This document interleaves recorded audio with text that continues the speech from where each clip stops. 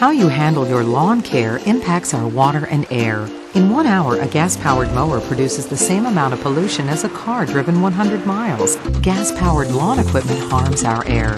And yard waste down storm drains causes flooding and water pollution. Using too much fertilizer releases harmful chemicals into our air and runs off lawns, eventually reaching our rivers and streams. Healthy lawn care habits protect your family, our community, and the environment.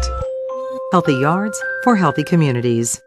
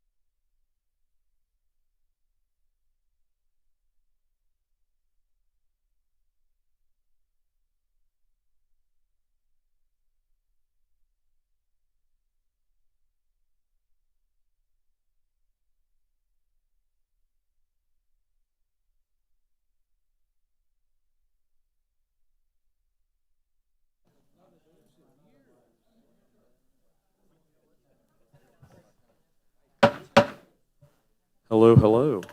We're going to go ahead and call this meeting to order. Roll call, please. Councilmember Alvarez. Here. Councilmember Clark. Here.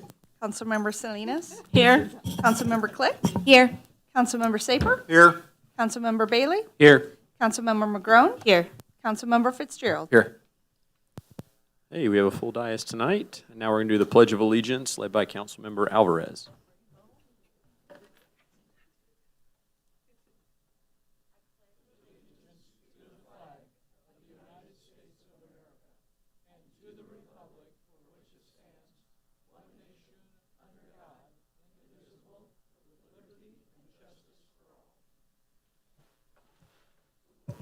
All right, item 4, approval of the agenda. Do we have a motion? So moved.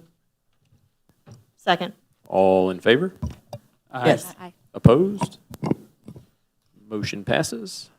Item 5, comments from the public. As a reminder, please limit your comments to 5 minutes. We're going to have a timer on the screen. There will be some opportunity for back and forth with the council if so needed, and let's go ahead and get started. Please state your name and address for the record. Rita Pierce, 2117 Erie. Appreciate being here again tonight. First, I want to congratulate Lindsay. Congratulations on your doctorate. I just had to say that since I was coming here tonight. I know how hard it is to do a little bit later in life. I got my master's at 45. Thank you very much, Rita. I'm here again for the same thing I was here last time, Address 2120. This is not an owner-occupied property. There are 4 electrical meters there. I asked the city to check into it. They've yet to check into it. That cannot be owner-occupied, or maybe it is. Maybe you can have 4 electrical meters. The back of that place looks exactly the same as when I came last city council meeting. Visiting with someone from the city, they indicated that backyards and maybe alleys are not ordinance covered. We need to address that. I live on an alley, a back alley behind where I live looks like a mess. And if backyards and back alleys are not considered for taking care of your property, they need to be ordinanced in, because I'm tired of looking at this for years and years and years. So, and then now, 2118, they have weeds up to my knees. That is a 4-dwelling place, greenhouse, and the weeds are up to my knees now. And they live right next to 2021, so I can kind of see how these things happen in neighborhoods when you don't make one person take care of the property and then other people's do not feel like they need to do that. Okay, that's my complaint. So here's a suggestion to the city. There are many cities who do things called neighbors to neighbors, or you can name it whatever you want. There are a number of individuals who live in this city who cannot mow their lawns. They cannot trim things. They might need minor repairs. Maybe the city needs to consider putting together a committee of like-minded individuals like myself who would volunteer to help these individuals, so that I'm not just up here. I'm complaining about property owners who don't do what they need to do. But there are a lot of property owners who can't do what they need to do. And we do not need to penalize them if we can put together something like that. I'm going to come every meeting until something's done with 2120. I'm just telling you. Please do. A couple things to let you know. I do have a meeting set up with community development coming up at the beginning of June, early June, to discuss how we can streamline their codes enforcement process. And then the neighbors to neighbors piece is something that is a focus point to get people able for snow removal or grass or any of those sorts of things. It's something I've talked about. It's something that I'm planning to implement. But did I hear a volunteer to lead a committee? Well, Mayor, is that what I would be very happy to do that if you get this underway. I would be delighted to do that because I think it'd be easy to implement in all the wards. I've got your name circled. I appreciate that. Any other questions or thoughts for Ms. Rita Pierce? Thank you for your time. Thank you. Further comments from the public?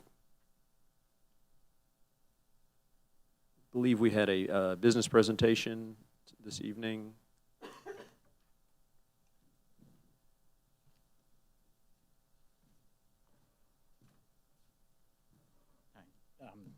Evening, Mayor, council members. Some of you I know.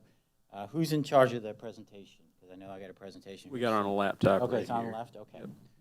So I was asked by Rich Groves with the North Kansas City Business Council to ask why I live here and why I have a business here, because I have both. And that's, I think, kind of unique. Puts me in a unique class of citizen. So I'm going to start off, and I assume you guys can see the presentation on your screens. My name is Don Jalbert. My wife Amy and I, we own Exhibit Associates. And next slide. We've chosen North Kansas City for various reasons. Next slide.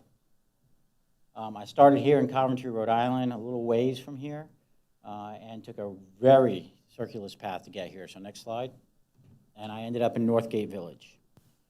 We've been there now 2.5 months. I've lived in North Kansas City for just over 2 years. Next. First, I started in Coventry. Keep going fast. Went to Denver. The Air Force moved me to Denver. Then I went to England. Don, can you speak into the microphone, just sure. because we have people listening? Yeah, thank you. If you can, you can lift it up. Okay. So there you go. So you can see the stars on the presentation. It moved me all across the globe. I spent a large time in England. Ended up in Desert Shield, Desert Storm. Then they sent me to a place called Omaha.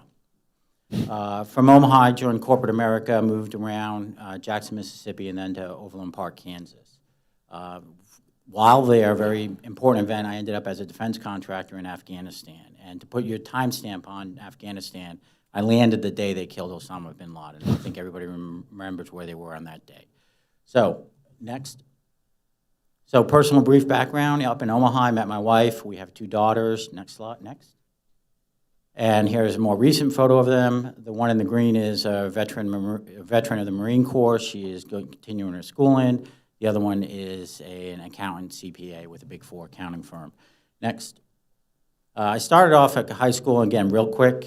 I ended up in Hofstra University, did not do so well, went in the Air Force. Next. From the Air Force, I joined corporate America, as I said. Keep going. Moved around to different corporations. Keep going. And ended up getting my bachelor's degree and my executive master MBA at Rockhurst. In 2012, right after Afghanistan, I founded Exhibit Associates. It was already in North Kansas City.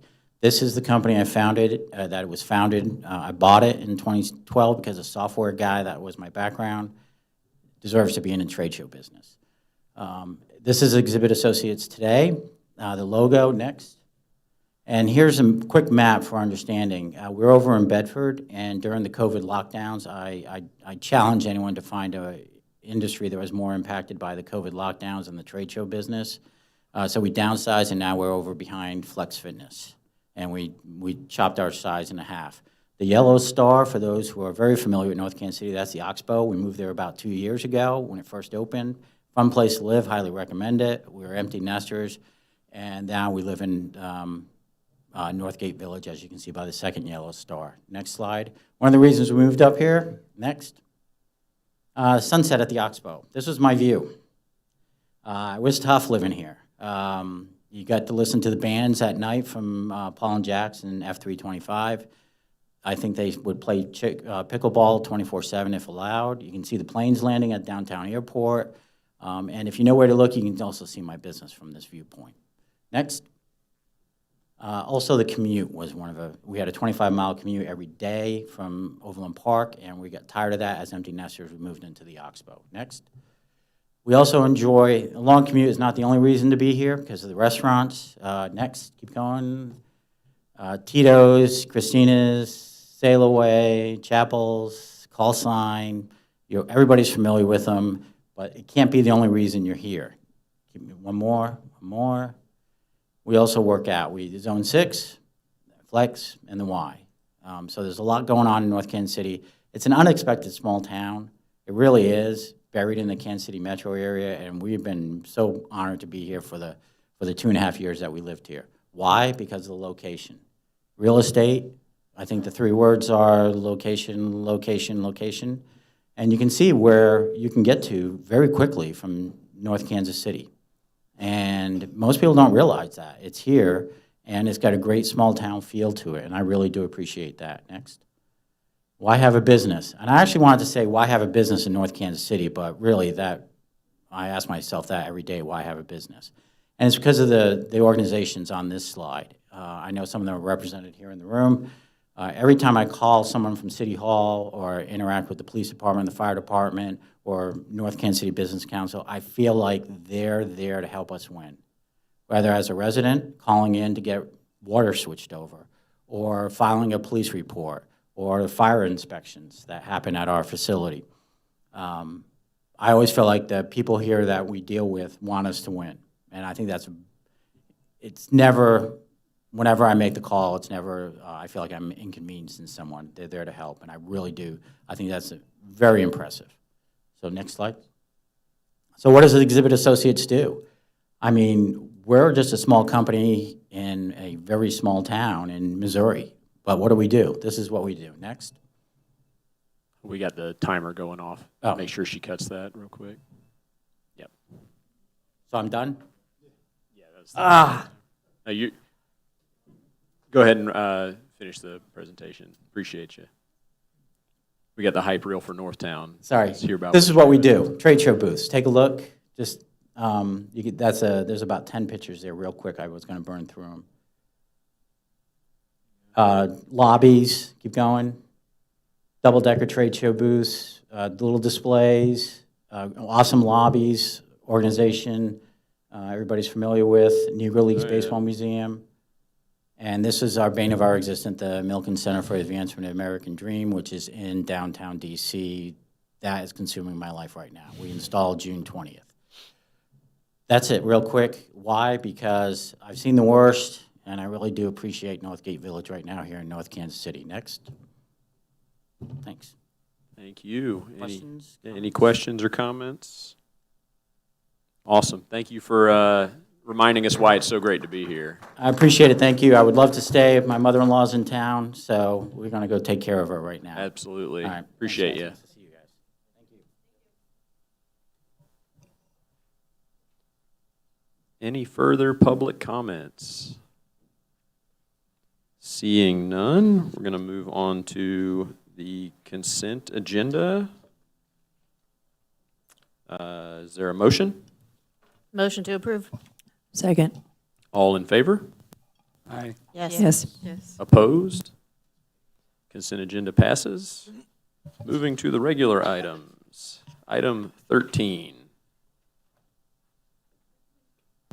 Recommendation to change Equity and Inclusion Committee bylaws and related municipal code. Do we have somebody from the committee speaking on this one? We have someone present for the committee for questions, or Sure. you want a copy of that? Good evening. Simon, did you want to take questions, or do you want to do the? I didn't really have anything that I needed to present. I just figured I'd be here for any questions that you all might have. Beautiful. Did you want to run through what we've got? Yeah. We'll tag team that. Yeah, perfect. Okay, so Equity and Inclusion Committee met May 8th at their regular meeting, and a couple of the discussions were around quorum for the committee as well as membership.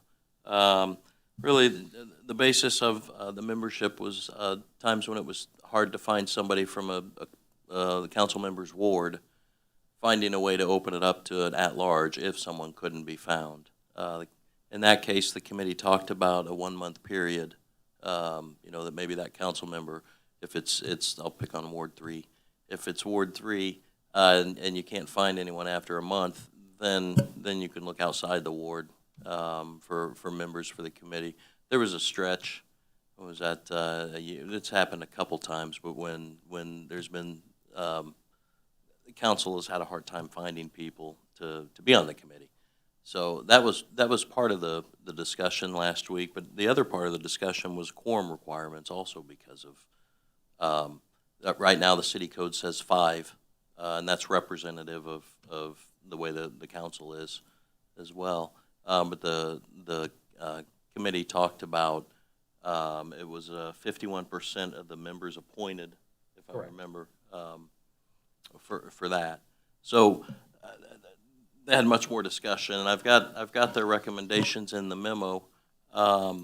But the big thing was getting it to the council and having some discussion on that, looking at ways to help keep the committee full, and then also to be able to meet a quorum. 'Cause I think we went 3-4 months last summer and fall where we're having a hard time with a quorum. So the committee would meet, but it was more like a work session. They couldn't take any formal action. They're just looking for ways to offset that or enhance. Sure. Yeah. So the overarching goal is to have a full committee that can meet effectively. And I watched the meeting. I appreciate the thought and the time you spent wordsmithing some of those rules that we've seen in the proposal. Do we have questions or comments, thoughts from the council? Groan. I don't have any questions, but I think this is good as written, and I would recommend that we go ahead and ask that the changes be added to municipal code. I read through it, and it makes sense to me, and I think you guys did a good job. Any other thoughts or questions on what's being proposed? Yeah, this would just be during the time period that it's empty, right? Not like for the following year that it's open to anybody. It's just if it's vacant for a month. That's correct. Correct. It is the first month of vacancy. The requirement is that you live in the ward for that seat. After that 1 month, if the seat has not been filled, then it's opened up to an at-large capacity. And anybody who fills a seat in that manner would serve a term no longer than 1 year, because the goal is to always continue to skew towards trying to fill the seat with somebody from that ward. So what if somebody decided to apply and we already have the seat filled? Are we still going to keep it filled until the end of the year, or? So we did discuss that as well. First of all, like for any committee or commission that we have, when someone applies, the application stays on file. And the way that we had kind of figured that it would work out is when somebody applies that is in a ward that is currently being filled by an at-large seat from somebody who's not in the ward, the person who is in the ward, who is a resident of the ward who has applied, they would get priority for appointment of the seat. But the appointment is still up to the discretion of the council member. They're still going to, they're still free to appoint whoever they feel is the best candidate. But all things considered equal between two candidates, if there is an out-of-ward incumbent and an at-large seat, and then an in-ward applicant, and all other things are considered equal among them, then the in-ward applicant would get priority. Does that answer your question? Yes, it does. Okay. I don't approve, though, of I don't know if we're talking about that right now, about the Sure. quorum. Yeah, go ahead. I don't approve of that either. So In what, can you elaborate? I just feel like it should still be 5 people or more. And maybe I don't know what's going on, but if the Equity and Inclusion Committee isn't being, if the seats aren't being filled, we need to find out why. Is there not a need for this committee anymore? Should we maybe bring it down to an advisory committee like we talked, or like you talked about, Jesse? I don't know if that's something that we can, So is the committee still needed, basically? Yeah, so the committee, the quorum piece of it is tough because we don't want it to be where 2 people can take official action. I think that was something that was discussed at the meeting. So if we have no max number or minimum number to be there, so if we don't say 4 people or 5 people, you could have a quorum where theoretically 3 people could be there, 2 people could vote and take action, and that's not an ideal situation. I do favor putting a number on it, but I think 5 is strong because we don't often have a full committee. So I think 4 would be a fairer number. That means as long as we have 7 members appointed, 4 would constitute that quorum.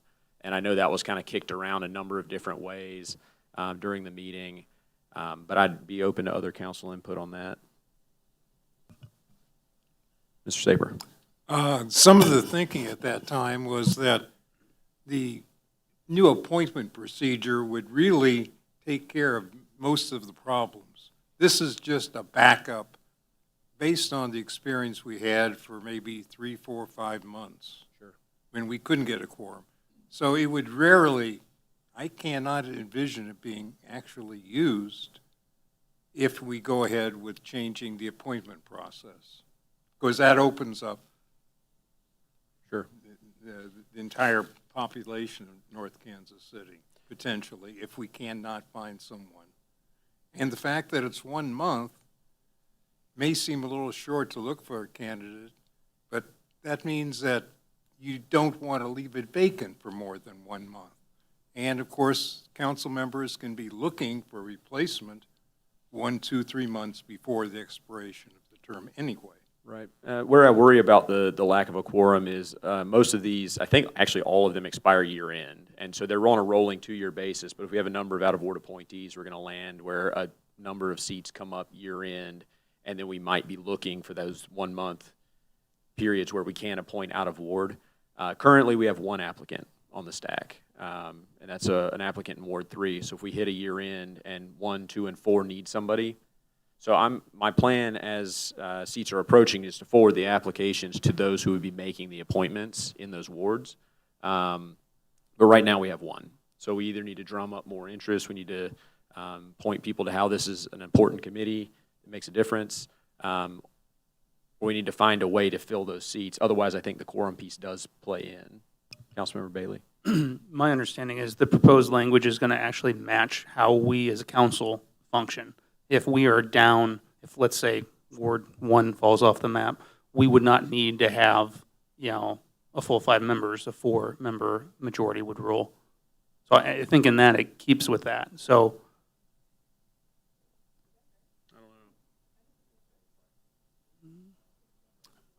I think it's the majority of the appointed council. Mr. Barzee? Quorum rules.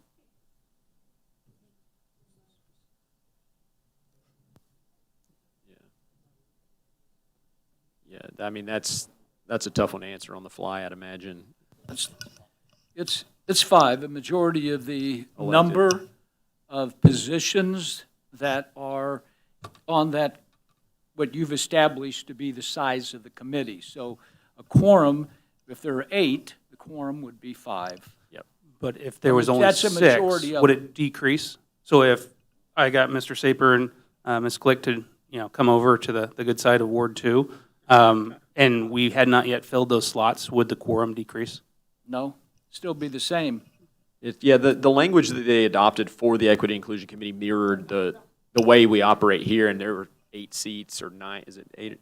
Right. 9 There are seats. 9 seats. With the at-large, 9 seats, and so 5 would be the majority of the available seats.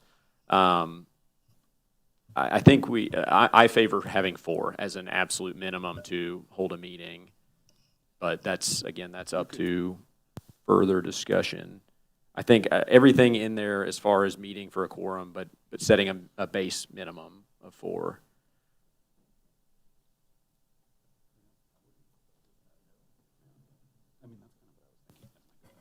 Is everybody okay with the at-large piece of this?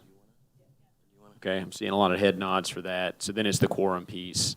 Does anyone have, do we have reasons not to go with a number, or are we good with 4? What are we thinking on that? I have a question. Yeah, I was going to ask, Cy, do you have a reason, can you inform us what the EIC talked about with regards to that and why you decided on a percentage instead of a number? So personally, I can't speak on behalf of the entire committee, but the reason that we were having that discussion and we ultimately fell on just saying 51% or greater of total seats that were filled at the time was because of the issues that the committee has had in the past with being pretty understaffed and issues with that being the case and then also not being able to find quorum is a good way to see a committee fizzle out. And I do very much believe in the importance of the reason for the committee's existence. And so it was kind of a way to ensure that it can go along even when council members are having difficulty finding appointments. So do you think that the changes like we're talking about as far as appointments would make it so that a minimum level of 4 for a quorum could be reached more often because you have far for more sure. applicants? Yes. Then I'd be in favor of putting a I number in personally there. feel that way. Like I said, I can't speak for the rest of the committee, but having it at an explicit number of 4, or greater than 51%, because like if we have 9 members, then 5 should still be, you still need a majority to constitute a quorum if we have a full 9-member committee. But in my personal opinion, I think that the way that we would change the appointment rules would solve that issue. Agreed. Sure, go ahead. Sorry. Just wanted to know why you think it's important to keep the EIC in North Kansas City? Just your opinion. I find the concept of equity and inclusion very important, especially in today's day and age. I think it's important to make sure that everybody has representation. Some of the things that we have talked about at the committee since I started there are issues with unhoused folks, issues with people who are renters and not homeowners, groups that are often underrepresented. The entire purpose of the committee is to offer representation for those that are underrepresented, and I think that will always be important. Appreciate that. Thank you. So I do have something that we need to keep in the back of our minds. It's a very unfortunate situation we're dealing with, but I have a letter here from the Secretary of Transportation. And so this is kind of leading into what you alluded to earlier. It says to all residents of the U.S. Department of Transportation, all recipients of the U.S. Department of Transportation funding. It goes on to talk about how it funds things, and then it said, it is the policy of the department to award and continue to provide federal financial assistance only to those recipients who comply with their legal obligations. Then it goes on to define those legal obligations as the current administration understands them, dovetailing down to a line that says, whether or not described in neutral terms, any policy, program, or activity that is premised on a prohibited classification, including discriminatory policies or practices designed to achieve so-called, quote, diversity, equity, and inclusion, or, quote, DEI, goals, presumptively violates federal law. Goes on to talk about not impeding ICE actions, which is also pretty terrible. And it comes down to the Department of Transportation retains authority pursuant to its oversight responsibilities and the terms of your agreements to initiate enforcement actions such as comprehensive audits and possible recovery of funds expended in a manner contrary to the terms of the funding agreement.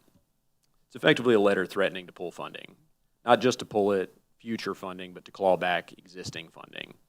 If there's any official ties in our code or in our hiring policies to anything related to equity and inclusion, which puts us in a tough, frustrating spot. So part of what I want to discuss, and it's not a fun thing to discuss, is do we decouple and make the EIC an ad hoc committee, an unofficial board of the city, with the same amount of influence over policy, the same appointment procedures pursuant to the committee's decision with their own bylaws. And it would also break the bureaucracy of needing to have quorum rules and all the other things that go along with it. It's not something that we need to decide tonight. I think there's an upcoming meeting of the Equity and Inclusion Committee that could put that on an agenda and discuss. Super not fun things to consider, but something that could be coming down the pipe. And I think this is the first shot across the bow. It's coming from the DOT, but there's going to be more. So I think we can, in principle, all seem to agree with what's being proposed. Maybe not everybody agrees with what's being proposed for quorum rules and for appointment processes. Is that what I'm hearing from the council? Okay. We can direct staff to bring forth an ordinance to change the code. We would then approve in an official matter at our next meeting, subject to a vote. And in the interim, I believe the next EIC meeting is the 8th of June. I think it would be a worthwhile discussion to have about the way forward, keeping all things under consideration. Any further comments from the group? Is that the will of the council to direct staff? That was my bad earlier. It's June 12th. 12th. Yeah, I apologize. Sure. I told you the 8th earlier. Do you have any? Yeah, Chris. Can you send out that letter? Yep. Is that like public? Can you send that It to is, us? yep. Okay, thank you. I will share that. Mayor Smith, Yes. Could we just get some clarity on the ordinance to bring? It's the appointment Yep. procedure in here, but nothing for quorum yet? Or As written for that, and then the quorum rules with a minimum of 4. not less than 4? Not less than 4. Okay. And then just to put a finer point on it, we do have a $240,000 grant for Safe Streets for All through the DOT. So there's about $250,000 here. I don't know what challenges have been given to these sorts of letters. They're fairly draconian, but just giving everybody the information that's out there. This was Was that April- sent to us or just like a across the board? across kinda all notice kinda recipients. thing? Yeah, addressed to all recipients of US DOT funding, dated April 24th of 25. April 20, about a month ago. Any further questions or comments? Yeah, Linda. Are we full on the EIC now, or are we still short? As of this agenda on the consent, we filled it up. Peggy's out there. Thank you. Yeah, it was serendipitous timing. Perfect. We had 2 seats filled Beautiful. in the meeting today. Yep. That was Marcia. Very good. I do have a couple of things I'd like to add. Sure. First of all, my personal beliefs. It would be incredibly disappointing that the city I work in, that I live in, that I love with all my heart, it would be incredibly disappointing to see the city pull their support away from this committee. I don't think that that is going to be something that the EIC would be considering as the best interest for their efforts. Full stop. The other point that I wanted to make is that we have, as a committee, have discussed this before. We've obviously seen a lot of discussion coming from the current administration federally about pulling grant funding for cities that do this kind of thing. I've spoken with various city council members. I've spoken with the previous mayor, and the response that I've always been met with, and who knows what would happen when the rubber meets the road, which seems like it might come down to it. The response was always generally, well, the grant funding that we're receiving in this arena or the grant funding that we're receiving in that arena isn't really that much anyway. So I've always had the consideration that if the grant funding is going to get pulled or our committee is going to be disbanded, well, then our committee is going to get disbanded. We don't stand a chance against the idea of federal grant money. And the response that I've been met with was, don't be so sure about that. The grant money isn't really that much. Now, like you just said, it's $250,000. Sounds like a lot to me, but a city budget is a whole large thing. So I just wanted to say that's kind of the response that we have always gotten from different elected officials in the past. We'll see what happens when decisions actually have to be made. Sure. But my personal opinion, it would be very disappointing to lose the city's support on this committee. Sure. And to be clear, it wouldn't be a loss of city support. I support the committee. I think there's a lot of good being done. It's similar to one I'll talk about later is the Bike Pedestrian Advisory Committee that has full support, at least from my seat, full support, but is an ad hoc committee that is advisory to the city council, which is the Equity and Inclusion Committee is an advisory committee, just an officially formed city board. Advising on policy, reviewing codes, that same sort of activity. There's no official policy making done by the committee.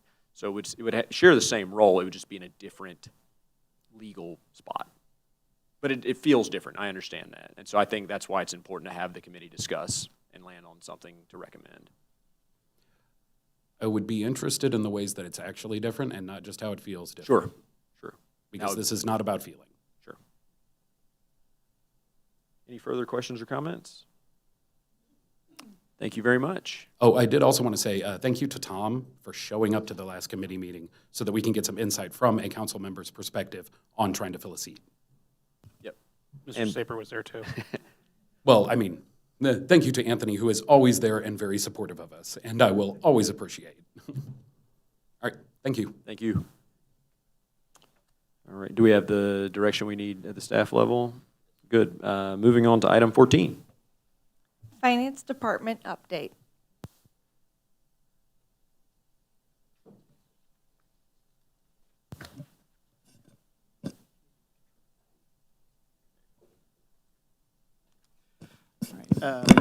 Good evening, Mayor, members of the council. We are getting ready for the budget season, and as part of that process, just wanted to give kind of an update on the Finance Division, as well as just prepping, since I know there are some new council members with us on just how the city functions from a finance perspective, and talking a little bit about the budget process itself so we can be ready for those discussions when they come up here in the next few months. So wanted to start off just giving kind of a general overview of finance in North Kansas City.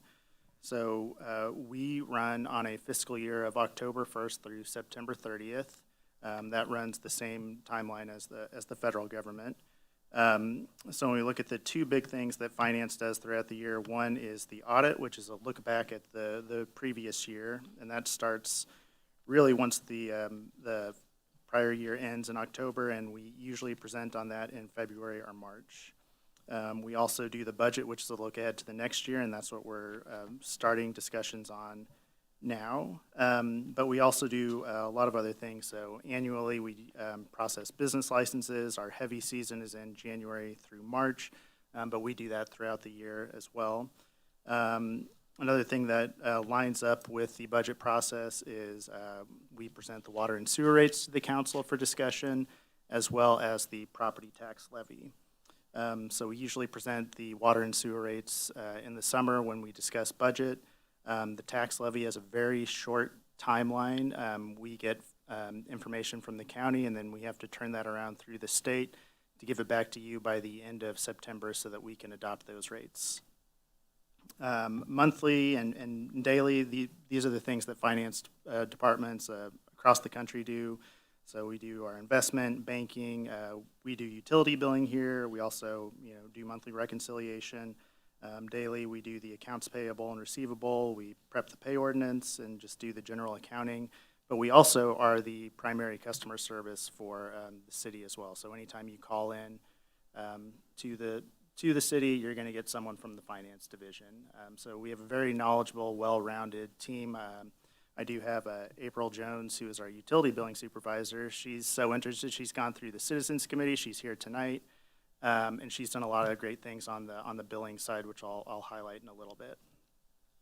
So, but what you see on that cycle, those are the times when we come to the council. So right now we're in the budget forecasting, and we'll talk a little bit about that in the next few slides.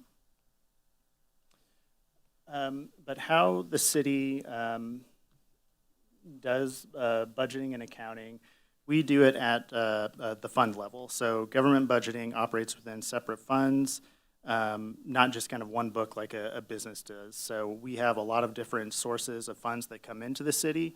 Some of those can only be used for a specific purpose. Probably the fund that we talk about the most during the budget cycle is the general fund. That is about a third of our total budget. It's really supposed to be activities that benefit everyone, so your police, fire, administration, community development, things like that are what are kind of housed in that fund. We get funding for that we have a 1% general sales tax, a 0.5 public safety sales tax that also goes in there. We get rent from Harrah's. That goes in there, plus we have a general property tax levy, business licenses, and municipal court are just some of the highlights of the general fund. Special funds, which is about another third of the budget, those are things like the Parks Department. So they have a special levy that we adopt during when you adopt the property taxes. That can only be used for park activity. They also have their own sales tax that can only be used for that. There's also a levy for the library, which operates on its own, and then there's a separate pension levy for the police and fire pension group. We also have special sales taxes for transportation. Again, those primarily go towards things like KCATA, snow removal. A lot of that goes into that fund. We have a convention and tourism fund, so there's a 5% tax on hotel and motel stays in the city. That can go towards convention and tourism type activities. Snake Saturday is a big one that gets pulled from there. And then we also are somewhat unique in that we have a gaming fund. That can be used for a pretty broad range of purposes, but we use it primarily as a capital fund and as a support for other operating funds in the city.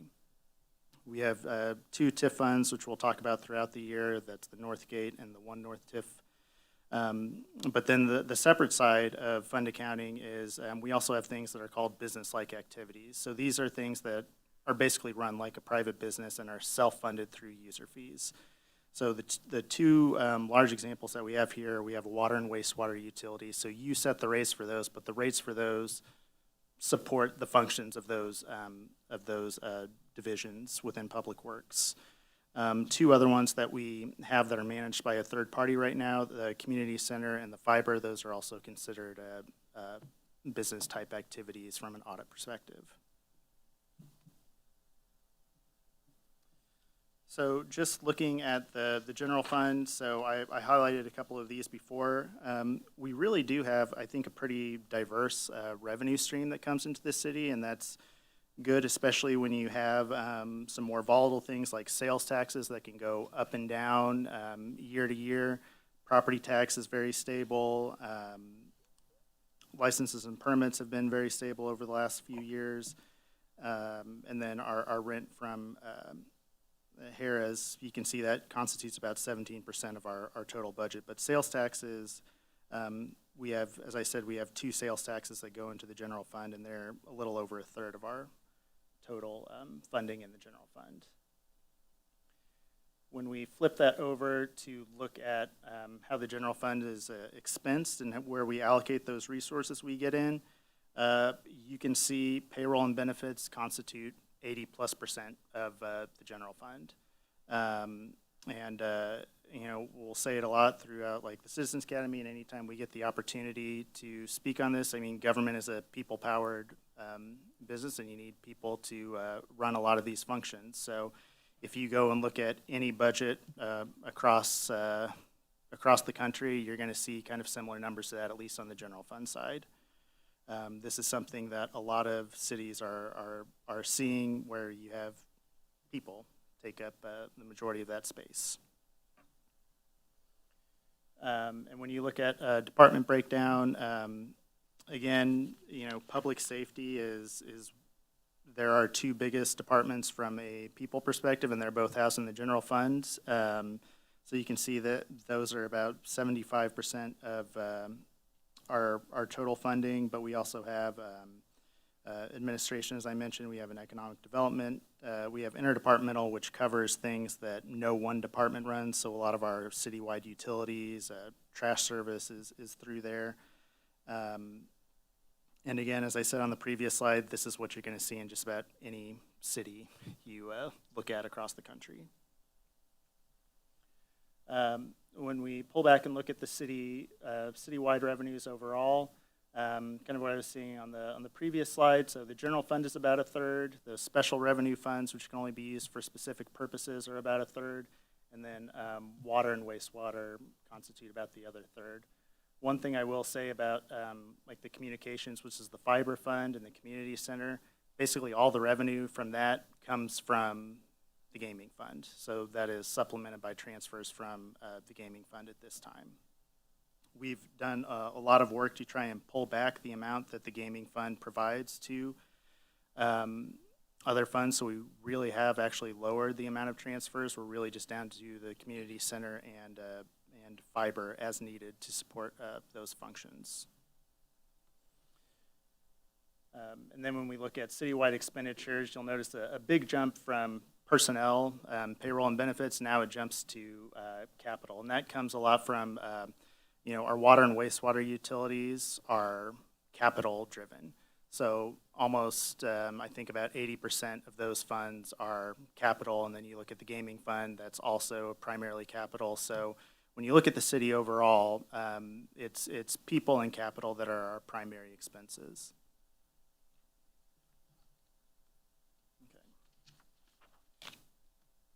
Okay. So I'm going to just take we have gone through and put together our revenue projections for the year. We budget pretty conservatively from a revenue standpoint, although we are trying to just hit a little bit closer to where we think we're going to get.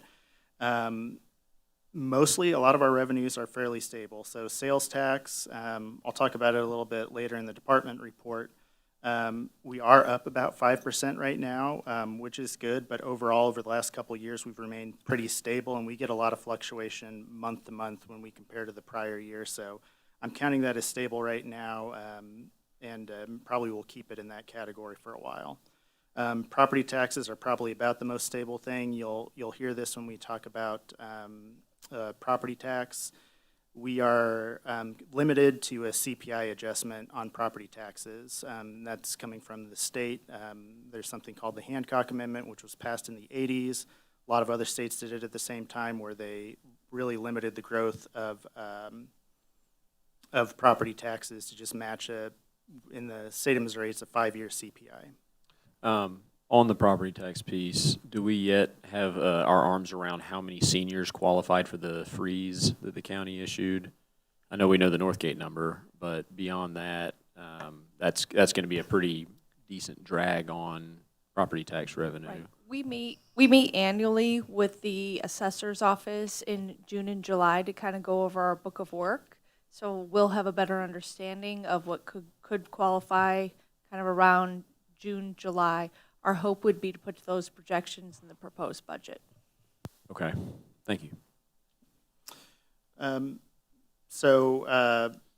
of a long-term downward trend, especially since COVID hit in 2020. We've seen gaming revenues just slightly trickle down each year.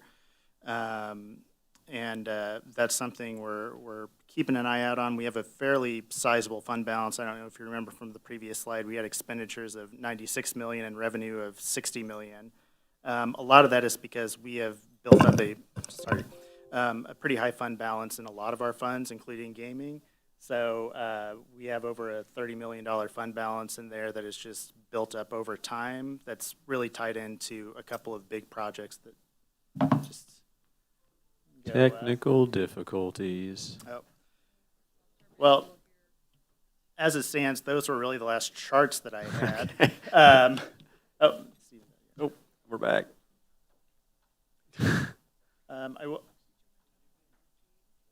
Thank you, Stephen. All right. And we're back. Another piece that Kim just reminded me of on gaming is, so when the Northgate TIF was established, the gaming fund fronted a lot of the construction costs for it. You've probably heard that that's a kind of a differently set up TIF fund than a lot of them that you'll see. Right now, any revenue that comes in through Northgate goes back into the gaming fund to pay back what the gaming fund supported initially. We anticipate that, or we know that will start rolling off in 2027. Right now, we're getting about $1.6 million in TIF revenue that goes to the gaming fund from that, but that will start to dwindle down in 2027 and then disappear in 2032. I'll just really quick on the current trends, though, just going back to that one. On the expenditure side, as we've talked about, it's personnel and capital. That's going to be a lot of what we talk about in July or August when we talk about the budget. That's what a lot of it's going to center on. So just the trends as it relates to that are kind of how the budget goes. But departments are entering their budgets right now, and we're trying to get as close to balance as possible. So when we present that budget, you'll see some of the things that go into that. Back one slide. So that was an overview of kind of the budget process. Again, we'll hit that this summer, and there'll be a lot of conversation around that. We'll try and get citizen engagement as we always have. But that's not all that we do in finance. One piece that we do is the banking and investments. So a few years ago, we did a pretty comprehensive RFP that was actually a partnership with North Kansas City Hospital. So they are, it's kind of like a parent-child relationship. They are considered our child, although they are significantly bigger than us. If you look at the audit, they drown out just about everything else. We don't really do much with them from a finance standpoint, but they are required to have the same bank as us. And so when we went and did that RFP, that was a really good partnership. with them, and I think very advantageous for us since we went through that. We chose to go with Commerce Bank, and we have a representative, Mark Hamadies, with the securities group there, who has been a tremendous help for us since that partnership started. I like to kind of consider them as another finance employee. They really provide a lot of service to us. So from an investment earnings standpoint, that's probably one of the biggest upward trajectories that we've had. From a revenue standpoint, we're currently getting a 4% return, which has worked out really well for us. And especially when we have those big fund balances, we are earning a pretty good return on that. We follow the state policy for municipal investment, which is very narrow, so there's not a lot that we can really do from an investment standpoint. It's really treasuries and CDs are about the only things that we can really get into, but as you can see, we're doing pretty well with that. Jumping back a little bit to the budget discussion, so Commerce also utilizes a Bloomberg recession tool. So another thing that we're keeping in the back of our mind when we talk about being conservative with revenues is how likely are we to get into that R word that no one wants to say, even though I just said it. And so right now I think that probability is about 40%, but it's actually going to drop next month, I believe. It creates, since I've been here for about 5 years, it's felt like about every budget has had uncertainty. So the first year was COVID, and that followed for the next couple of years. And now we're looking at, are we going to have a recession? Are we not? So far, we've done, really well from a balance standpoint on the general fund side, but we are starting to see it tip towards the other way. So we are keeping just really close eyes on what happens with that. And if we start to see any trends go the other way, we will certainly let you know, and that will be a big part of budget discussions. So on the next one, so one of the things that is actually part of our strategic plan is we have had deficiencies in our last several audits related to internal controls. And so one of the strategic plans, which I'm very happy to have on there, is to address those and remove those from our audit. Primarily, it is segregation of duties. So we have 5 people in the finance division. Each one kind of has to do their own piece. So we've got utility billing, we have someone who does the accounts payable, we have a general accountant, and we have someone who does business licenses and helps out with payroll. No two of those people can be, or no one of those people can be too involved in too many areas. And if they are, then that presents a concern from a potential fraud perspective that they could go in and, if they're receiving cash and also posting it, they can manipulate that. So it's a big concern for a lot of small cities. Over the last several months, we've worked with our auditors. We started on the accounts payable process and made some changes in the fall of '24 to really try and segregate with the existing capacity that we have. I think we presented that to them, and they saw that and said, if you do this, you'll hit you'll hit that milestone. We just met with them about a week and a half ago on the accounts receivable side. They actually presented us with kind of a plan for us to review and implement, and which we are working on right now. And if we do that, we think we're going to reduce that or eliminate that finding. So we've had a lot of good discussions around that, and I really actually do appreciate having that as part of the strategic plan, because I would feel very relieved to have that off of there as well, not just from having it off of a deficiency, but feeling confident and comfortable with, we're doing everything we can to address concerns. But a big concern with that is also just on the fraud prevention side. So we've worked with Commerce. They have come in and provided us a training. We're probably due for another one. The IT training that we do talks a lot about, you think it's, about computer safety and things like that, but that also hits a lot into, phishing attempts. So if someone can get into your system, they might be able to get into your financial system too. So knowing the tips and tricks to address that is critical, and we'll continue to look for training opportunities. But we've got really good partners across the city to help us be as up to date as we can there. Another one that's hit the audit is financial reporting. This has been one in every city that I've worked for. We don't prepare our own financial statements, as most cities don't really have that capacity. But we are looking for opportunities where we can to just, it helps make the audit go a little bit quicker if we can provide some of those things. So we're looking at those opportunities as well. A couple other big things that they're doing within the division. One is we've put a lot of work over the last year and a half into the business license process. Our timeline this year was about 3 times faster than we've done it in any year previous. So normally we're working into April and May in terms of processing licenses. This year we were done before the end of March. With the heavy renewals. And now we're in the process where we're looking at folks that have not paid, and we've already sent out 1 round of notifications to them. So we are in a much better position there. Part of that is this was the first year we implemented the online portal, and if you submitted your license renewal through there, you're essentially processed the same day. It's those paper copies that we still get in that just take time because we have to input that, and it just takes a lot of time. I would be remiss if I didn't note the work of Lisa Larkins, who's been here for about a year now. She has done a tremendous job in helping us catch up from prior year delinquent licenses, which if you were on the council in 2023, we came and talked about that. We had a huge portion of people that had not renewed their license for 2 or more years.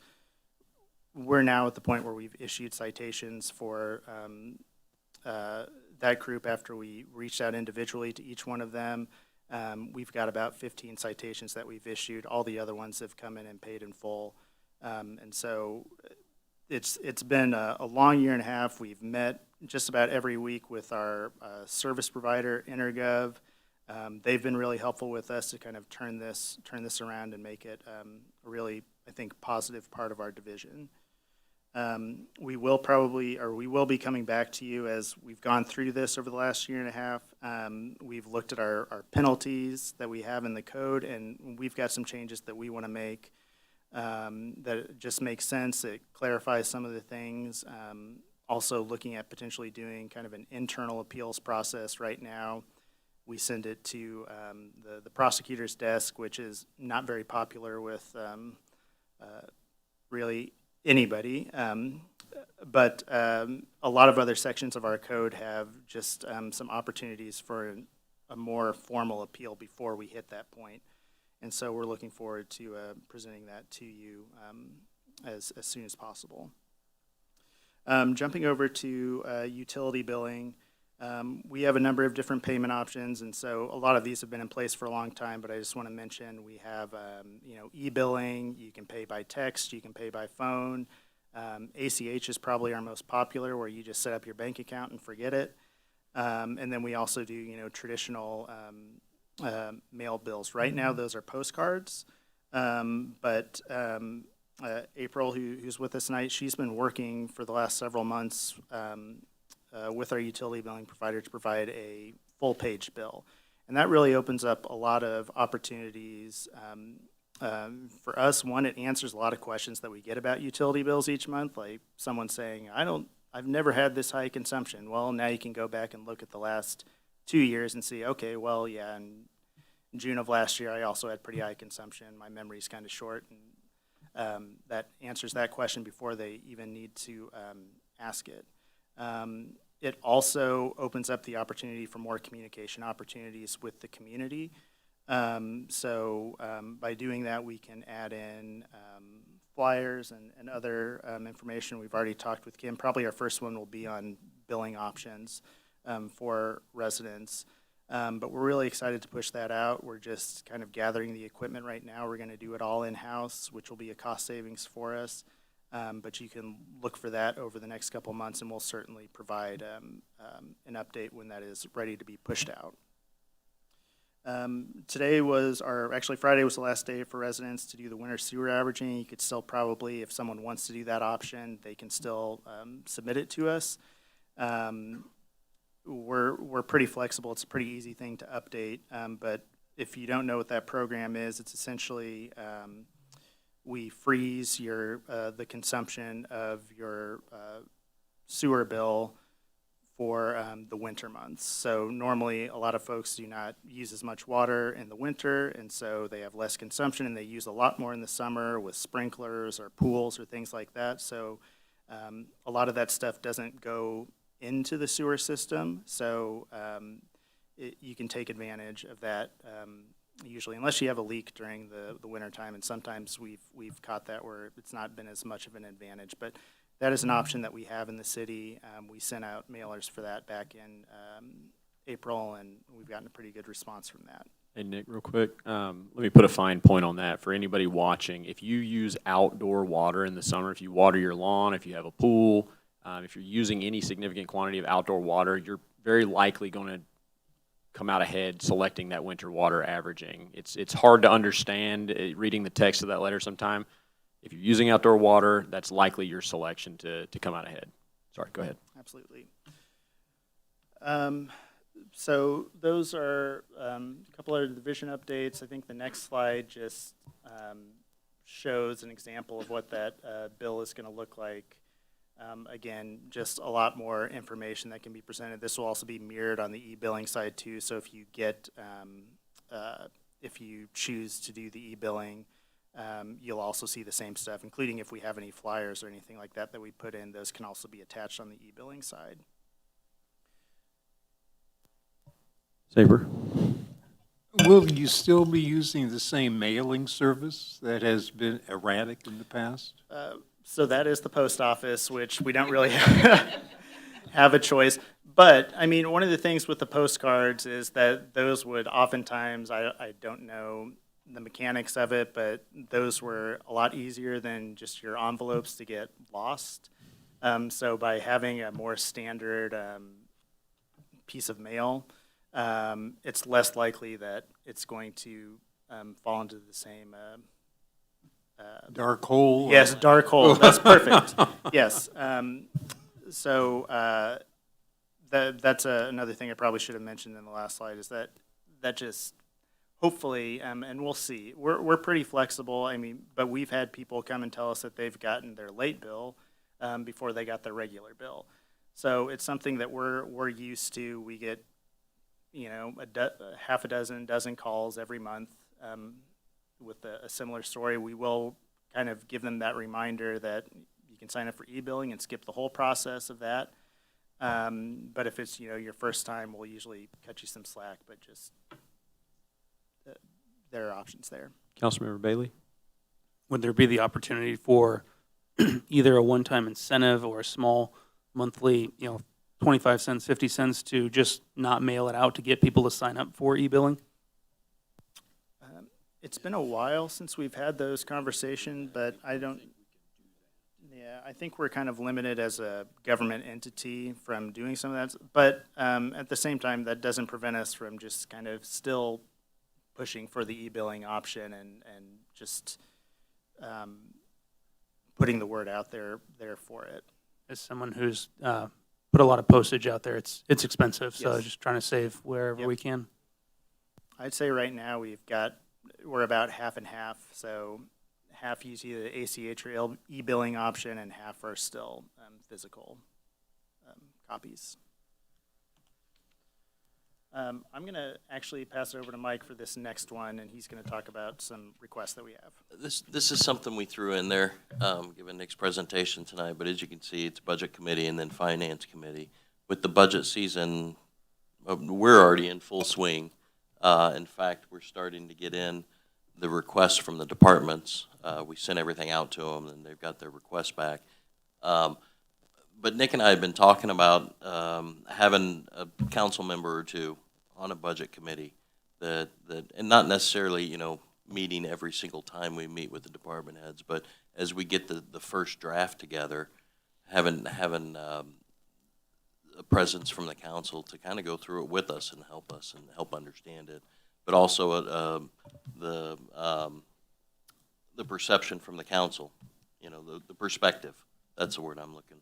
So we wanted to throw it out there tonight and see if it was something of interest. And then our thought, you see Finance Committee, something that maybe it kind of morphs into that as well, whether it's monthly or quarterly, but just to have, that perception from the council. And then, So in addition to Councilmember Fitzgerald, does anyone else feel the call to be part of these committees? Any hands in the air at this point? Search your souls. Not everyone at once. Think on it. Oh, all right. Yeah. Yeah. Thank you. Any other volunteers? Somebody? Councilmember Bailey? Hey. That's 3 more hands than I expected. All right. Very we're good. looking 2 to 3. So, that's fine. We can have 2 or 3 and an alternate. Very good. Yvonne fill in. has signed up as an alternate. Okay. We'll, obviously, we'll get a hold of everybody as far as scheduling. Like I said, we're just receiving everything in from the departments right now. So we'll start getting that all together and then set up the first meeting. Very good. It'll be exciting. Fast and loose with the word exciting there. All right. Yeah, I know you are. Okay. Does anyone have questions, comments, or thoughts for Mr. Nick? Nick, thank you for the presentation. Thank you for, I see you put on a tie for us. Appreciate that. Look great. Oh, we got a question. Councilmember Bailey. Now we know where the Dias bias is. There you go. Having been through the business licensing process, I'm really excited about the changes you guys are making. Starting to see those kind of trickle through, and really excited for the future of that. So thank you for your team for making all the time and effort that goes into it. Appreciate that. Major thank you to Lisa for what she's done there. Okay. Moving on to item 15. Consideration of an ordinance approving accounts due and payable by the city through May 16th, 2025. First reading. Second. All in favor? Yes. Yes. Opposed? Consideration of an ordinance approving accounts due and payable by the city through May 16th, 2025. I move that bill number 7919 be placed on second and final reading and pass as ordinance number 9716. Second. Call the roll. Councilmember Alvarez. Yes. Councilmember Clark. Yes. Councilmember Salinas. Yes. Councilmember Click. Yes. Councilmember Saber. Yes. Councilmember Bailey. Yes. Councilmember McGrone. Yes. Councilmember Fitzgerald. Yes. An ordinance approving accounts due and payable by the city through May 16th, 2025, bill number 7919, ordinance number 9716.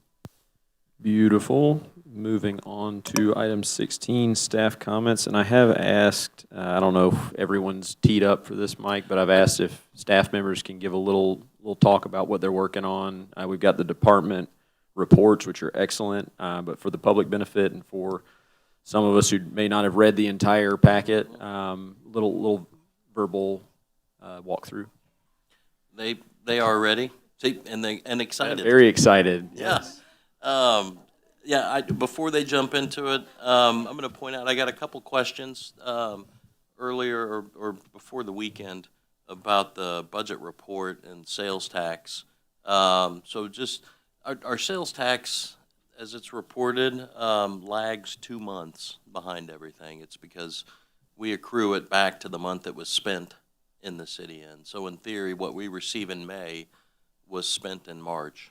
So in the April report, it's up through February because when we receive it in April, from the state. So the business, you submit sales tax, it goes to the state, and 2 months later, we get it here.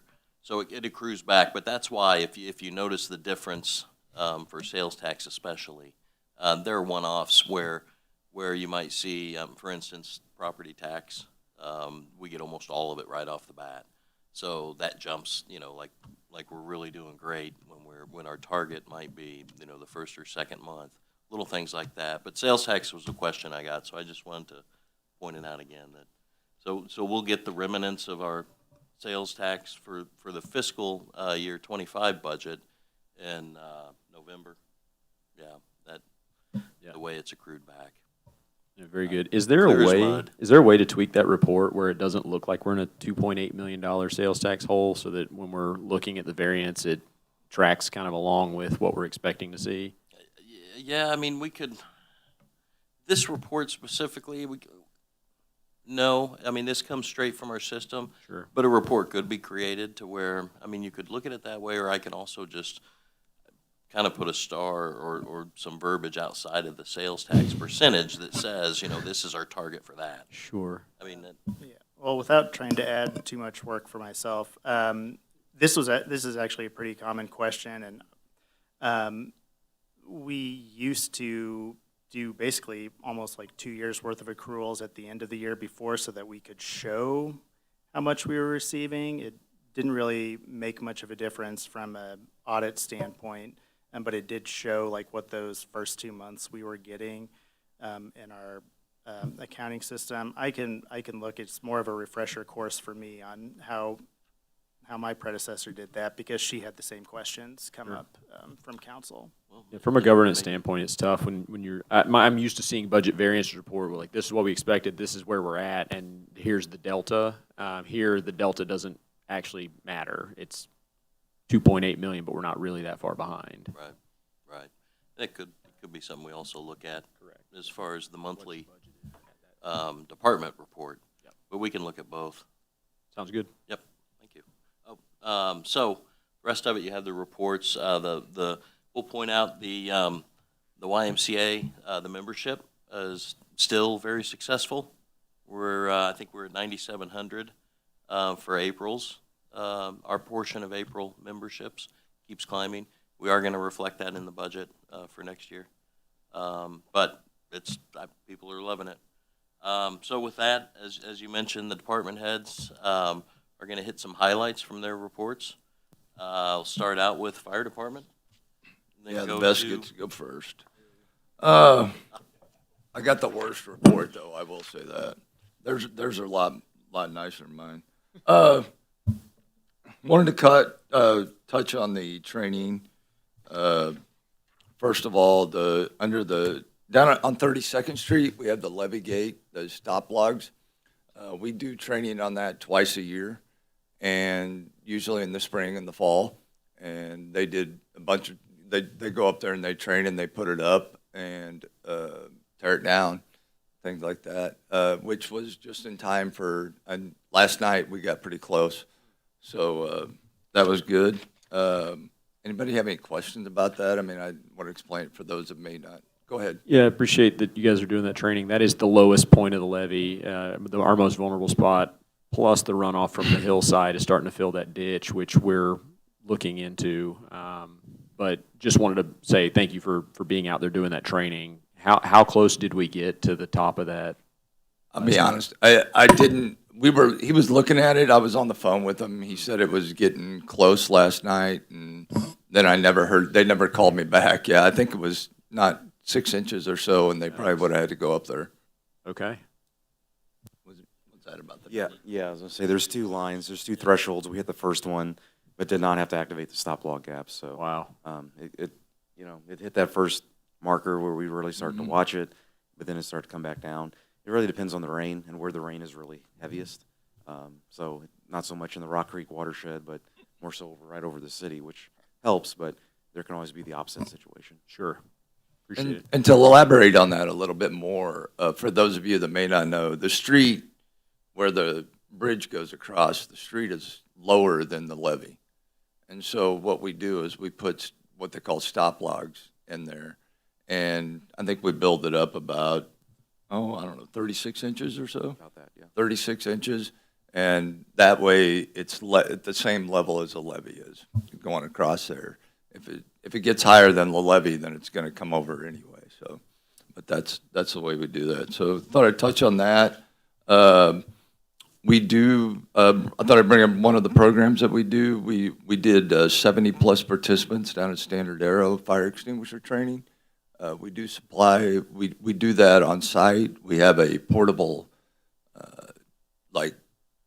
I don't know, it's a TV, like LED screen that simulates a fire, and then we have a portable fire extinguisher that puts it out. And we take that out for training and stuff like that, so we put that out there. We had 4 guys go to Indianapolis for a whole week of live fire training. It's some of the best in the country, and we send them there once a year. I met with Congressman Emanuel Cleaver on behalf of the Heart of America Fire Chiefs about shutting down of the National Fire Academy, and we also discussed, as the emergency manager, during the World Cup, what are the things that we're going to need for public safety in general, not just for the fire service, but for the police service also. And the last thing I'll touch on is on the grants. We actually got the money from our assistance to firefighter grants, and we have purchased the thermal imaging cameras and put them in place. So we trained on them, and we put them in the trucks just recently. Go ahead. Saber? Looking at your statistics, it's all pretty self-evident except for one. What is good intent? It's kind of a catch-all. It could be a lift assist. It could be to help somebody, maybe like last night, if we needed to come out and cut down a tree. We didn't last night, but we have in the past. It could be anything like that. Okay. It's kind of a catch-all for those things that we don't have something for. Okay, I'm sure you have a lot of good intent, but I wasn't sure what it meant in that context. Okay. That's a good question. In April, they had 25 good intents. That's right. Appreciate that. All right, I'll give an update on community development. The report is attached. It's a 3-page report with some highlights over there. There are quite a few items going on. We have hired a new employee, Phil Boyd, and he is our new plan reviewer. He's starting to review some new single-family structures right now.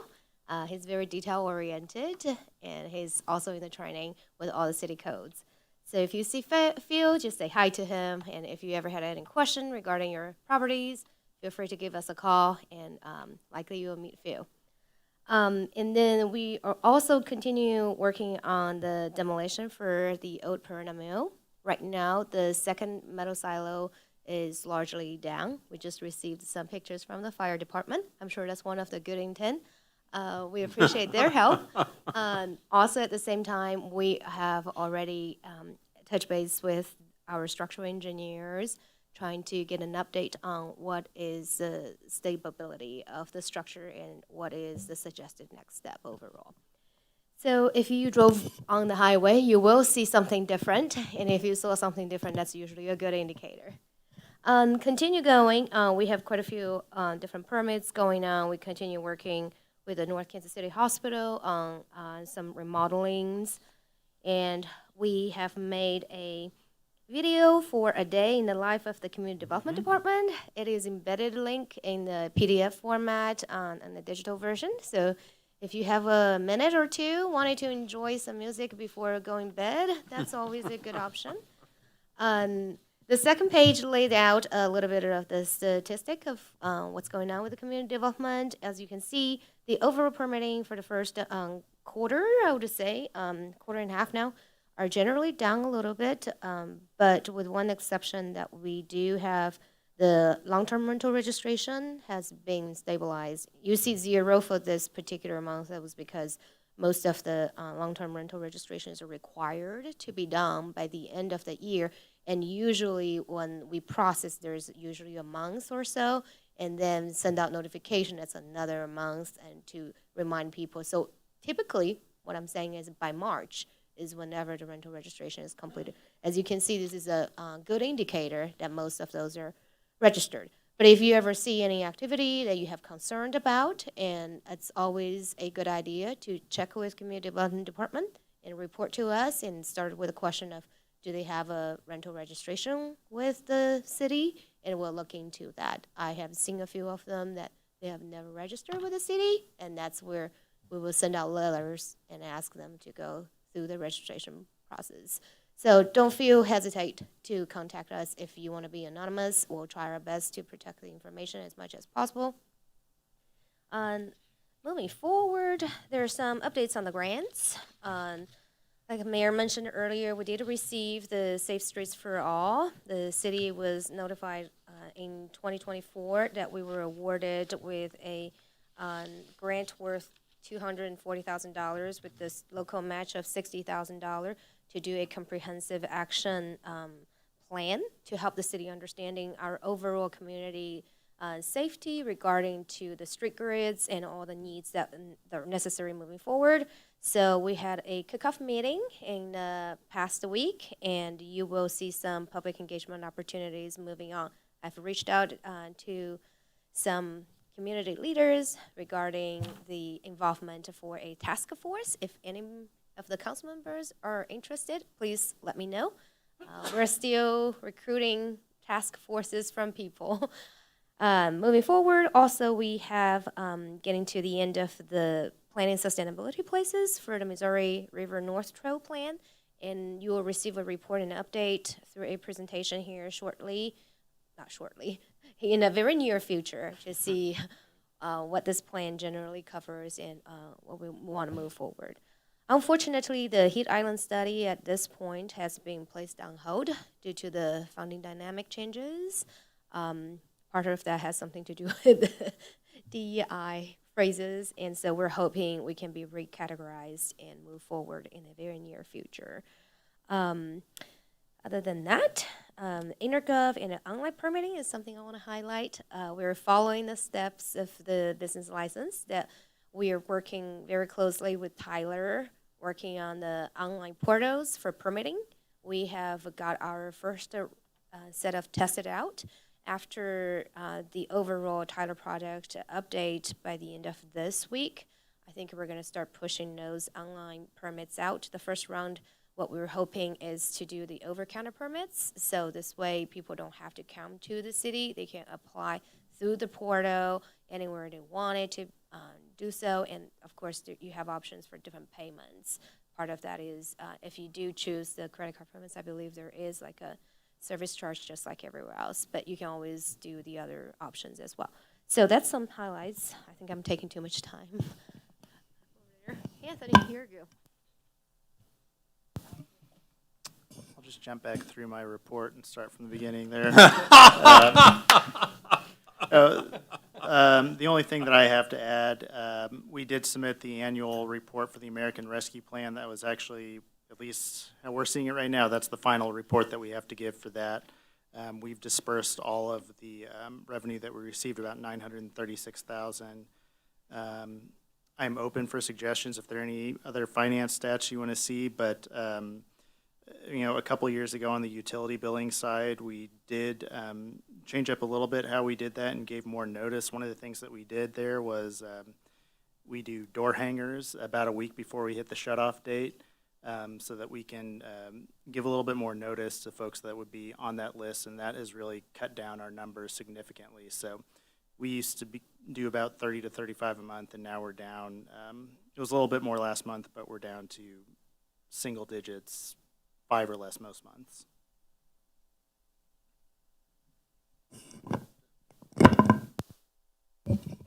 Good evening, Mayor and Council. I'll be quick, be brief. Key highlights will change monthly. We try to highlight some of the things that we've noticed that are important going on in our department. Some pats on the back, if you will, for some of our employees that did a really nice job with some calls for service. If you move down to the call activity log, that's top 15 calls for that month. So this is a living document. Obviously, they all are, but this will change month to month based on our current activity levels. The bar chart indicates the quantity of calls. The line graph is the amount of time that we spend average on those calls. Try to explain that out a little bit. So make sure everybody understands it. As you see, like the number one call for April was trespassing. We responded to 92 trespassing calls. The majority of those calls don't end up in paper. We don't generally take reports, make arrests on those.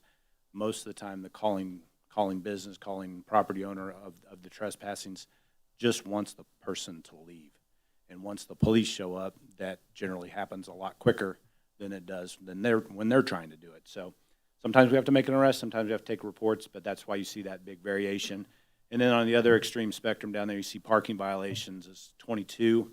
But if you then scroll on down to citations, that we wrote 300 and some parking tickets. So those numbers don't necessarily equate either. When our parking control officer goes out and does their normal daily activities, that does not generate a CAD activity. That's just their routine daily work. The 22 parking calls that you see are actually either officer-observed parking violations that they took enforcement action on, or a call for service for a parking violation. So aside from that, you see 135 traffic tickets written. Looking back, it's not documented here, but there was a little north of 300 total stops, traffic stops made during April. So not everybody that gets stopped gets a ticket.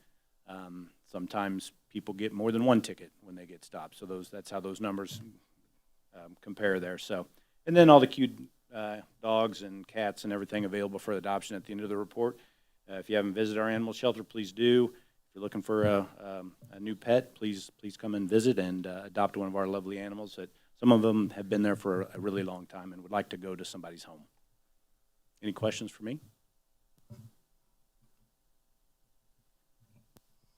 All right, jump in here. I'll try to be quick because my voice is kind of going away.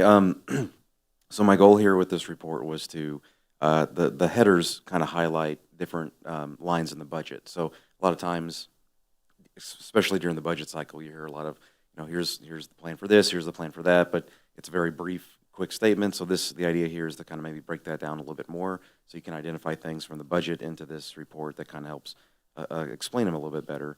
And then some of those things are kind of grouped together. So if you look at like active engineering task order designs, that's looking at different things we have in the planning process right now, active engineering designs we have with our on-call excuse me, on-call engineering consultants.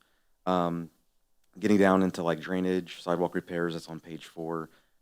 Those are kind of some of the bigger projects, or smaller projects, but more noticeable projects you'll see in your neighborhoods.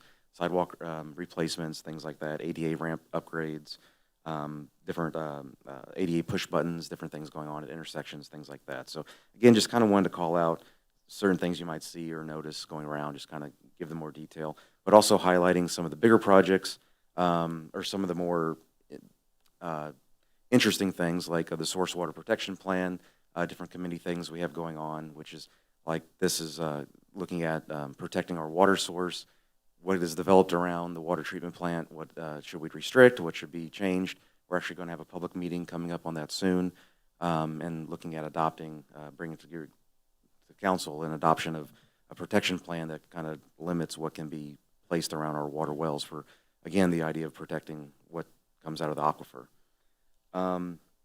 Again, just really wanted to get any questions. Again, just a lot of everything listed. This could have been 14 pages, but tried to break it down to kind of the more bulleted points, things that we have going on.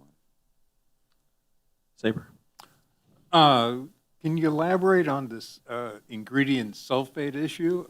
Yeah. Because they've been pumping that stuff out for decades now, and why is it suddenly an issue and Kansas City cannot handle it, you're saying?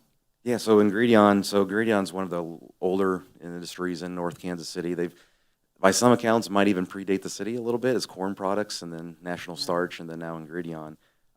What they do there basically has an impact on our pre-treatment program through the city. So through the EPA, we are required to manage and operate a national pre-treatment program. Mm-hmm. So we, certain industries that have categorical limits on what they can put in the sanitary sewer have to be monitored and tested to make sure they're not causing issues. One of the things that has been brought to our attention from Kansas City is that Ingredion sulfate levels are very high.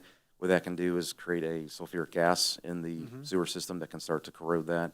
Over the last 5 years, they've started to notice that. That was brought to our attention, and we have ongoing meetings with Kansas City, Ingredion, and ourselves to try to understand why that is, what can they do to change their process, and just what to do going forward. It's kind of one of the more, we talked last time about the surcharge rates, and this kind of ties back into that same program. Again, just our uniqueness being a very industrial city, but being very small industrial city is a very complicated program that we have to kind of administer for that. And you mentioned elsewhere that the hydrogen sulfide tends to corrode Yes, the yeah. system as well. Yeah, it's not necessarily what Ingredion is putting in, but what it becomes as it goes into the Yeah. sewer. And so we have to monitor that because it can corrode a lot of the pumps, a lot of the metals, a lot of the, has different effects in different places. So. Thank you. Any further questions for Anthony? Again, this will kind of change, and just like everyone else, it's a fluid document, and as the seasons change, you'll really start to see different items pop up. In fall, we'll get into the tree planting, come up with more information on that. And again, if there's any questions at all, anything, that's the goal, so please reach out. Thank you.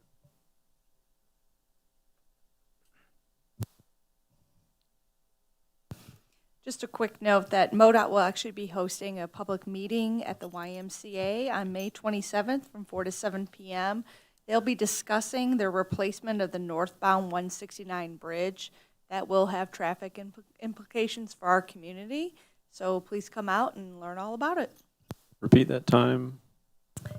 It is May 27th from 4 to 7 p.m. And again, that will be a total closure of the 169 northbound. 4 to 7. Yep. Thank you. Any further staff comments? All right, excellent. Moving along to counts. Ooh. Come on up.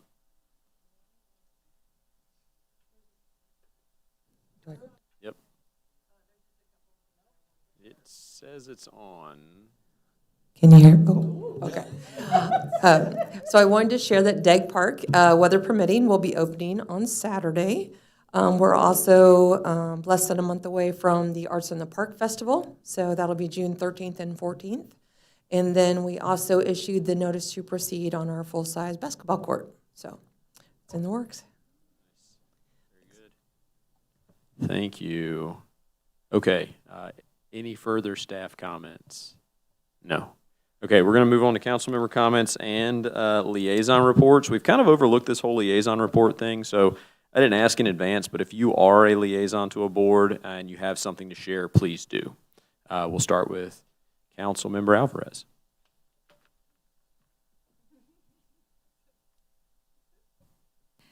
I don't know, covered a lot. I really don't have a lot to say or a lot to comment on.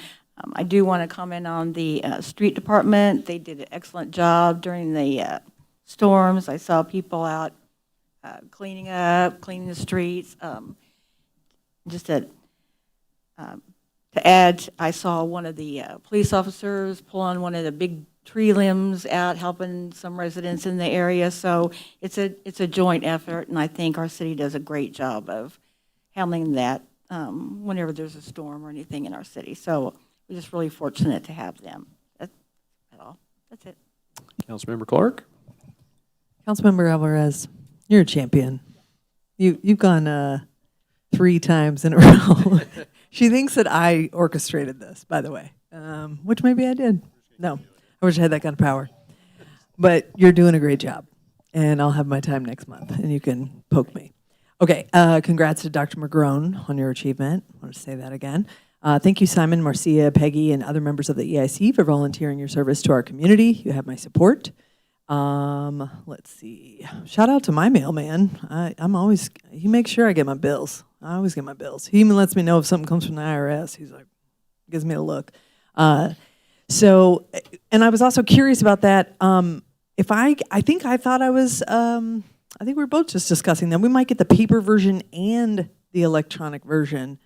But is there a way to just be like, stop giving me the paper version? Because I know it's auto drafted out of my account. I'm looking at you, Nick. April and I were just talking about that earlier. So if you ever go online to your account, you can choose that option, but you can also just give us a call, or if you want to say right now you want to get off that option, we'll go change it in our system. April, I'm okay to get off that option. You guys pull the money out of my account no matter what happens, so let's just tear the Band-Aid. On that note, Let's see. Thank you, Nick, and thank you to April Jones and Lisa Larkin for the work you do that we do not see. And I'm glad it's you, not me. Everything else, nope, yeah. Well, okay, so what's funny about being the liaison for the parks is then she gets up and then she gives her reports. Then I'm like, well, what do I do? But I'm going to reiterate the DAG Park is opening this Saturday. Arts in the Park again. It's June 13th, right? Or is it the 7th? It's 13th. Yeah. And then, yeah, the full-size basketball court. Some of you have been asking me about this. It is coming now. It is on its way, and it's going to be right next to the Parks and Rec Center. So where that little bumpy, knee-cracking area of almost dirt, grassy knoll, that's going to be basketball now. So that's it for me. Councilmember Salinas? Everything that they said, of course. Also, Rita, I'm sorry. We're going to get to the bottom of this. Thank you to Don and his wife that came out and spoke to us, and a big shout out to Rich also that's, you know, getting all our businesses together so we can learn about them. This is awesome. And the guy that came out from the EIC, also thank you. Simon, thank you for coming out. I look forward to coming to these meetings and, I don't know, offering some support or figuring out what we need to do. But thank you for coming out. And that's it. Thank you. Councilmember Click? Again, thanks, Simon, for coming out. I do think that the EIC is very important and valuable for everyone in the community, not just the people on the committee. So hopefully we can find a solution that works for everyone. And I heard lots of reports about quick action with all of the tree branches down last night. So thanks again for that. And I second being very excited about the basketball court. That was like my husband's one complaint moving here, is that there wasn't a basketball court. So it's exciting. Councilmember Saper? I'd just like to caution everyone not to panic about some of these letters we get regarding DEI and other things. These committees are advisory, whether you call them ad hoc or whether they've been created, they're advisory, and the buck stops with the council in any of these issues. And the Equity Inclusion Committee was created to get inclusion and equity for all people working and living in North Kansas City. We shouldn't lose sight of that and panic and throw it over the bridge. Councilmember Bailey? First, Chief Freeman, thank you for sending your officer over and helping me to go see the animal control. That was an exciting tour. Got to learn a little bit more about the city in a spot that we haven't been. For those of us who don't, go ahead and look at the agenda online. There are some great pictures. There's some great animals there looking for homes, and everybody wins in that scenario. So thank you for that, Anthony. Thank you for the tour of the water plant. That was greatly appreciated. Did hear some Mario music, so as I was walking through. Thank you to Don Jailbert for coming out and giving a presentation. It's awesome how many business owners we have that live in our community. One of the things he didn't mention, I happen to know him, is he recently took on an intern from the high school and then started a business with her. So in addition to just the exhibit associates, he's also doing a online marketing venture with her. So that's fantastic. And then lastly, want to put a shout out to Peggy Staver here in the back, who has recently joined and been appointed now today for EIC, as well as Marcia, who is not here, but I'm very excited to see her back on EIC, and she's a great contributor to that.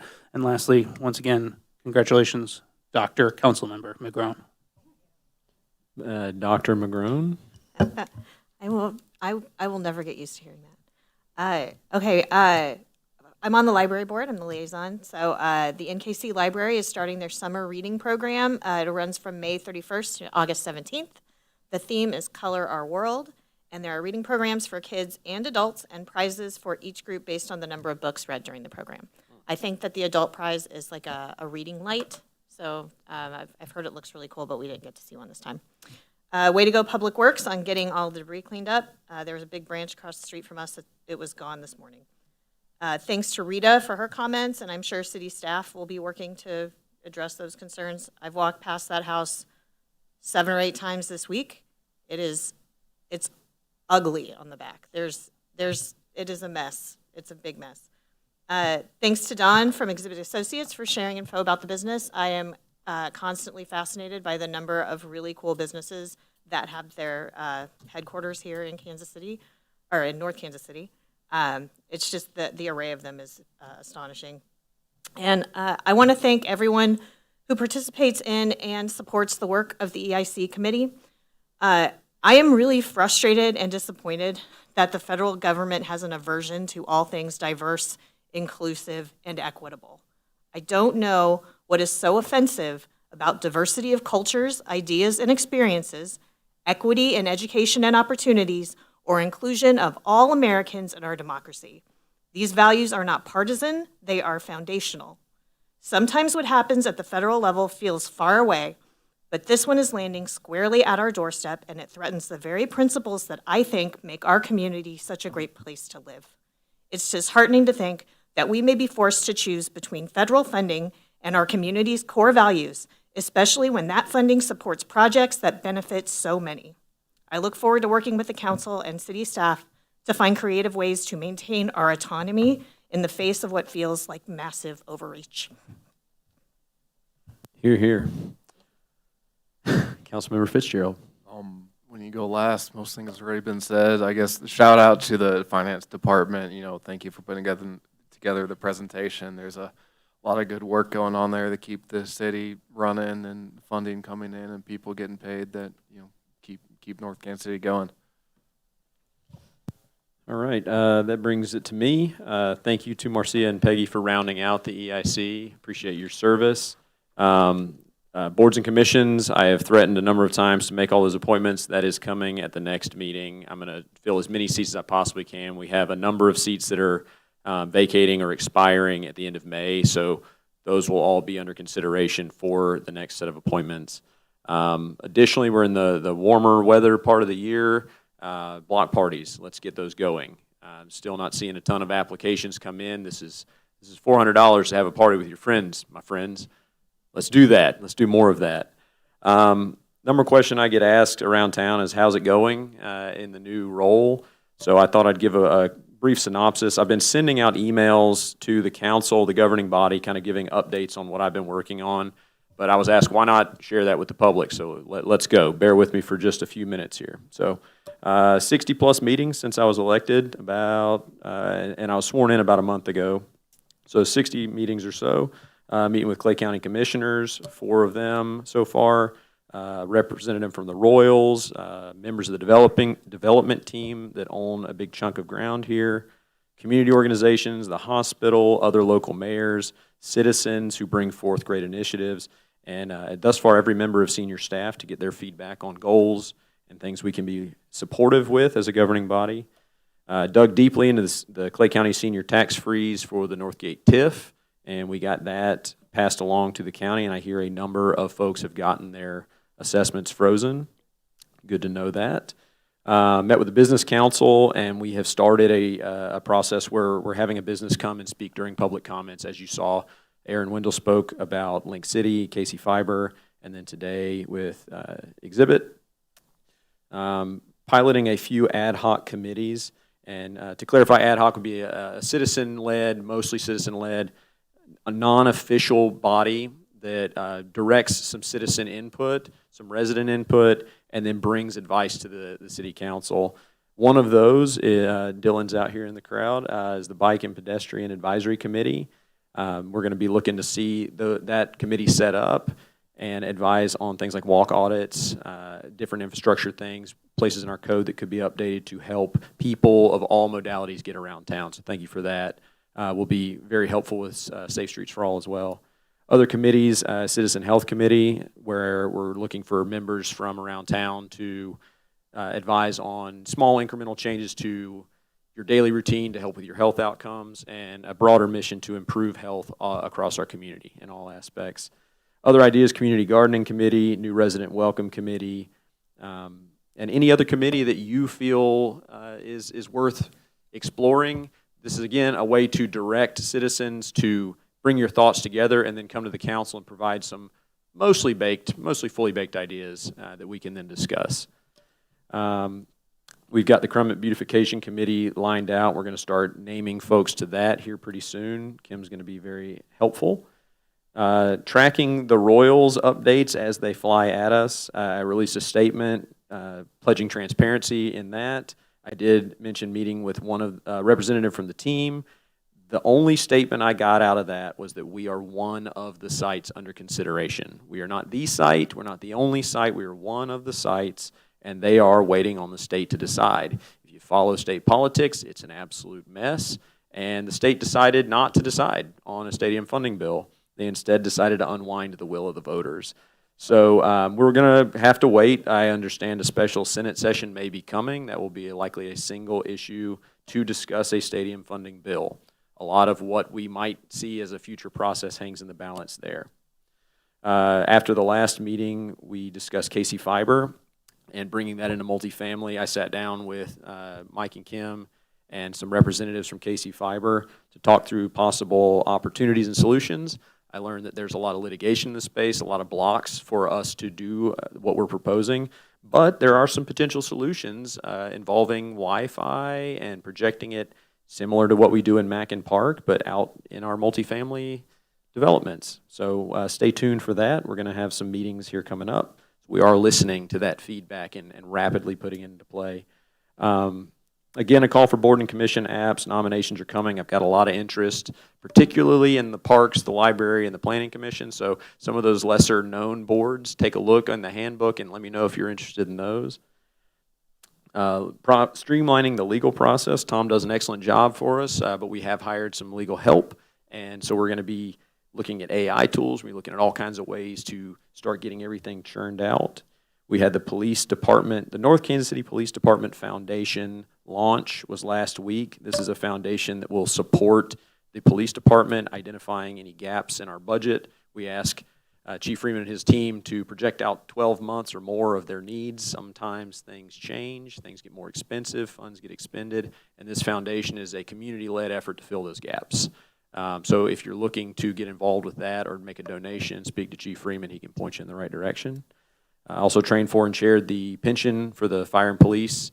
There's a lot of discussion there, a lot of proposals on the board.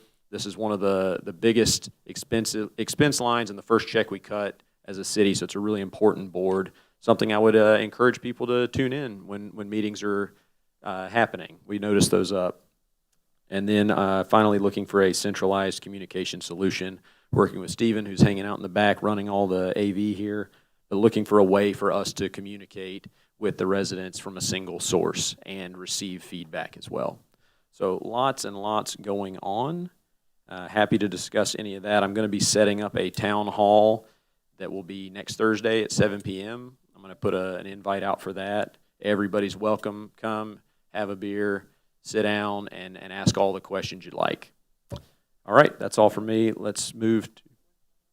That will be at the Chicken and Pickle Rooftop. All right, so we're moving on to item 19. Consideration of a request to hold and recess into an executive session as requested by the city administrator to be held on this date on 3 real estate matters pursuant to Missouri Revised Statutes 610.21.2, Real Estate A, Real Estate B, and Real Estate C. So moved. Second. Call the roll.